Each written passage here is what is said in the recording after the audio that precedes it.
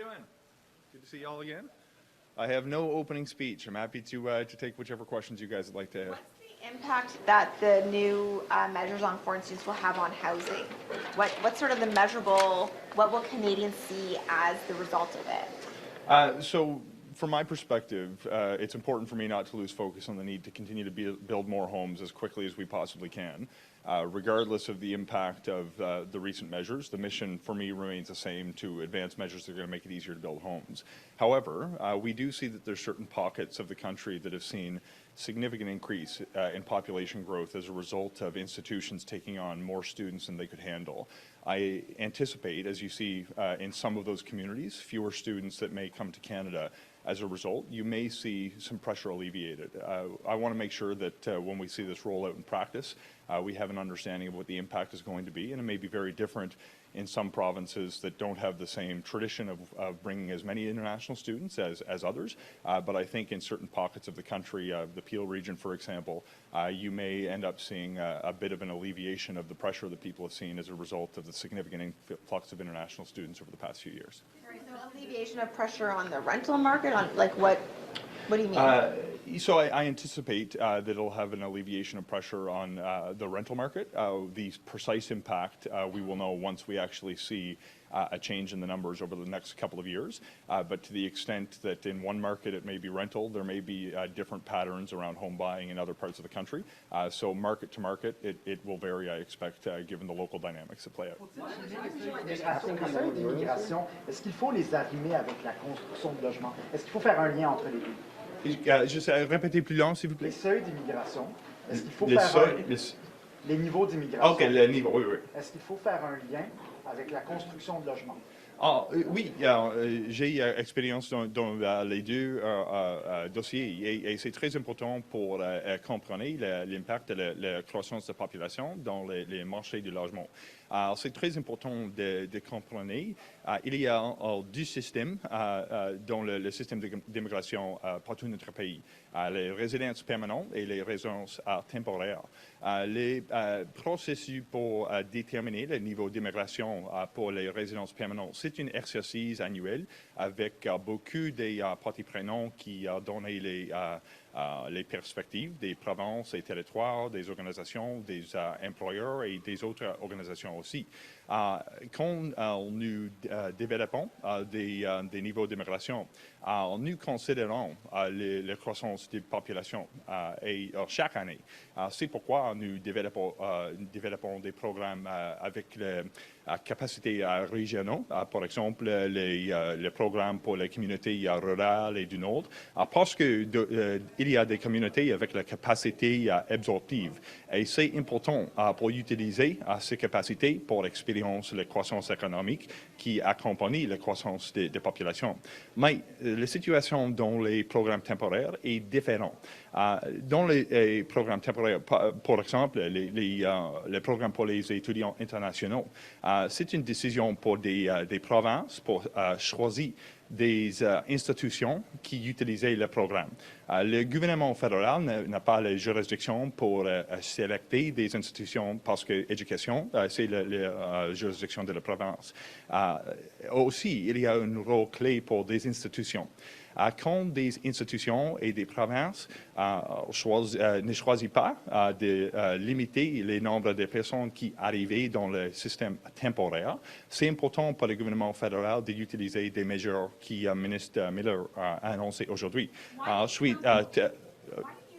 why do you light a fire under temporary immigration to now be responsible for fixing the housing problem that it created? Like, did you mess up when you were immigration minister in letting this get so out of control, as the new minister has said? So, first of all, I'm in complete agreement with Minister Miller's announcement that he's put forward today. When I had the opportunity to be in that position, of course, we built the population growth models into our decisions, as I was just explaining in the previous question, into our permanent residency models. We became aware, and you'll see that I was talking about this when I was still serving that portfolio, the significant growth that we saw more recently in the international student program. We started to try to work with provincial governments to talk about needing to address this issue. When it became clear that we weren't going to find a solution that way, we started to develop the trusted institutions model and started exploring the possibility of a cap much like Minister Miller put in place today. But we wanted to give an opportunity to provinces and institutions to actually address the problem that was squarely within their control. When it became clear that wasn't going to happen, we needed to use what Minister Miller has previously described as a rather blunt instrument to address a real challenge. So today we're moving forward with that solution after we tried to work initially with provinces and with institutions to address the challenges. Hold on, I want to... What do you say to the schools who are potentially going to lose out on millions of dollars in revenue very quickly as a result of this and may not recover from it? Look, there are some schools that frankly have come to exist to profit off the backs of vulnerable international students under the false promise of permanent residency that should never have been made. I expect that some of those schools may end up closing, and I think that may be a good thing because it wasn't doing a service to the students who came here, it wasn't doing a service to the communities in which they were located, and in some instances, I don't believe they were providing a quality education. We have programs for people who want to come through permanent migration pathways for people who want to move to Canada, but you ended up seeing institutions through this provincial process of getting on the designated learning institutions list and then growing their numbers, suggesting that people could come through some backdoor to permanent residency. Today's measures are actually going to restore integrity to the system and potentially relieve pressure on housing markets in certain communities. So there will be some institutions that are negatively impacted, but frankly, some of them were abusing the system to begin with. There will be decisions provinces have to take, knowing the circumstances on the ground, to allocate the spaces that they have given the announcement Minister Miller made today, and I think that's an appropriate solution. Ensure that schools who aren't abusing the system are still able to get access to the students that they need. Absolutely, as has been the case before. Vous avez rencontré la mairesse de Montréal, Valérie Plante, un peu plus tôt aujourd'hui. Elle a fait un exposé devant le cabinet. Est-ce que vous trouvez qu'elle est compétente lorsque vient le temps de parler de logement, malgré la baisse des mises en chantier à Montréal? Les mises en chantier ont décru de façon considérable l'année dernière. Est-ce qu'elle est compétente? Je m'excuse, il y a des nouveaux mots pour moi. Français juste maintenant? Est-ce que la mairesse de Montréal, elle est compétente pour les questions de logement, même si les mises en chantier à Montréal ont reculé l'année dernière? C'est incroyable pour une politicien fédérale de déclarer une autre personne, une mairesse, incompétente. Ce n'est pas approprié. Alors, selon moi, il y a beaucoup de leçons avec la conversation avec la mairesse ce matin pour comprendre la solution qui est appropriée dans les provinces du Québec et aussi dans ces cités. Quand la mairesse avoir une conversation avec le cabinet ce matin, il y a des idées uniques pour réduire les nécessités pour des autos dans la cité, pour assurer le gouvernement fait des investissements pour augmenter le nombre du logement abordable pour la personne qui est plus vulnérable.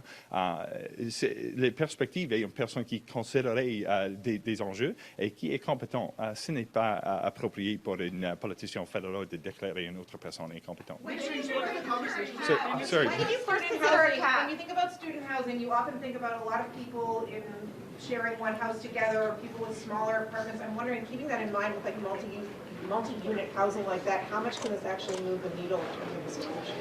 So there is no panacea when it comes to addressing the national housing crisis. Certain pockets of the country have seen significant growth over the past couple of years in particular when it comes to the student issue, but we've also seen an enormous number of other pressures put on the system. In my home province, the biggest influx of people have come from the faraway country of Ontario. The reality is different parts of the country have seen different challenges. In addition to population growth, there have been supply chain constraints that have driven up the cost of building. We're trying to address a 30-year lack of investment in affordable housing, and we're soon going to hit a bottleneck with the productive capacity of the Canadian workforce to build the homes we need. There are many, many challenges that we need to address. There is potential for today's announcement to reduce some of the pressure on the systems, but it doesn't obviate the need for the federal government to continue to make the investments that are going to grow the supply, which is the long-term answer. We should be in a position where we can continue to embrace immigration, which helps drive the Canadian economy, but create space for the people who are going to work in our hospitals, going to keep Canadian businesses afloat, and going to help grow the economy for people who live in this country now. There's more that we can do to not just address the supply challenges that communities are facing more broadly, but to continue to work with institutions, for example, to expand their ability to build student housing. These are conversations that we're having right now with stakeholders across the country, and in addition to the measures that Minister Miller put in place today, you should expect in the months ahead to see further measures from our office that's going to help build out the housing housing that communities need to continue to welcome students and to continue to welcome people who will grow the economy.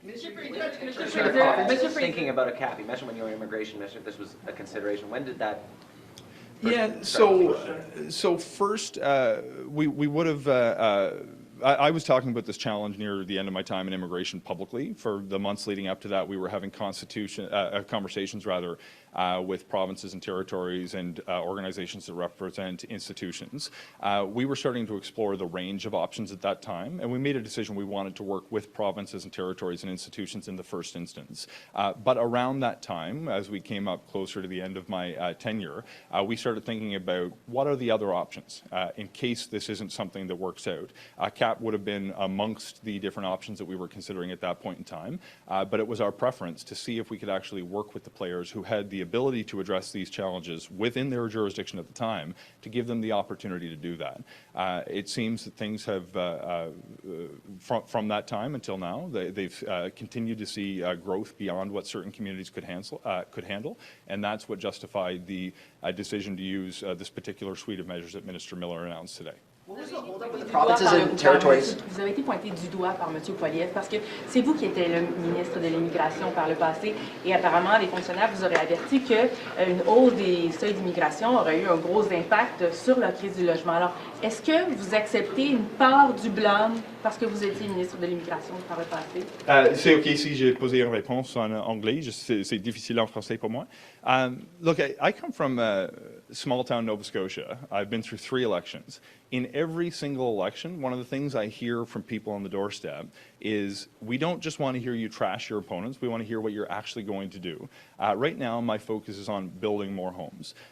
We heard as we came out of the pandemic, when we were setting immigration levels, from employers, from healthcare systems, from provincial governments, who without exception were demanding more and more and more newcomers to the provincial nominee programs, that we needed to combat some of the negative impacts of the labor shortage that we were dealing with, as we continue to make good on our commitments to the people who served alongside the Canadian Armed Forces in Afghanistan, as we opened our doors to vulnerable Ukrainians, we were facing a lot of pressures at the time. When it comes to the specific issue of the student challenge, that's an issue that should have been addressed at a provincial level and at an institutional level. We gave the opportunity to them to do that. Mr. Poilievre seems to be speaking about me an awful lot these days, regardless of whatever his perspective may be on me. My perspective is that I have an important job to do. It's to build more homes so we can address a national housing crisis. I won't be distracted by the noise. I'm going to be focused on the work. What was the holdup with the provinces? Was this about money? Were they concerned that this was going to lead to a funding gap at these schools? And if so, are you saying right now, too bad, pony up and cover the cost because we're doing this? Look, and I will have to go back in after this question just to rejoin the meeting. But province to province, it may vary. There are provinces who will not likely be impacted by the measures that put in place today. I spent 5 years living in Alberta. They probably don't use up their share of the international student program today. So the answer in one province may be different than another province, and the answer within provinces could be quite different because not every institution in every province uses the international student program to the same degree. My sense is that there are certain governments that have a challenge with the program. They do see that it's an opportunity for post-secondary institutions to receive funding that doesn't have to be provided for with provincial budgets. You look in the investments that have been made in the province of Ontario compared to other provinces in post-secondary education over the last number of years, and you can see that as the investment didn't keep pace with other provinces, the international student numbers went up significantly. I don't want to speak to what the motivation may have been for those provinces at the time to resist implementing the kind of reforms that they had the opportunity to deal with, but I'd suggest that's a question appropriately put to some of my provincial counterparts. Excellent. Okay, merci tout le monde.